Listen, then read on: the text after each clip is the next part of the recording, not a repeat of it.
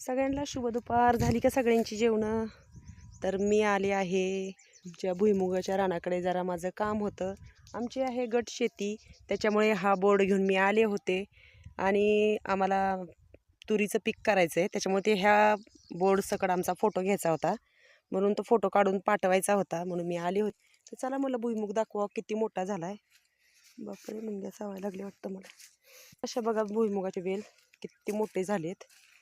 सगळं रान असं वाटतंय का नाही की भुईमुग ह्याच्यामध्ये आहे, असं साऱ्यावर केलेला आहे. पण हा साऱ्यावरचा भुईमुग नाही आहे, सरीवरचा आहे. ड्रीपवर केलेला आहे, असं वाटतं का नाही मोकळ्या पाण्यात भिजवलेला आहे. पण किती एक एक आहे जेल बघा किती मोठे झालेत. तर असा आमचा आहे भुईमुग. आणि इतकं ऊन आहे, इतकं ऊन आहे. इकडे बघा हा पण भुईमुग, हा आता काढायला आला आहे. आमच्या आधी तो 1 महिना झालेला आहे. तर जाते आता घरी, खूप ऊन पडले. आले होते इकडे फोटो काढायला, फोटो पाठवायचा होता मला ह्या बोर्ड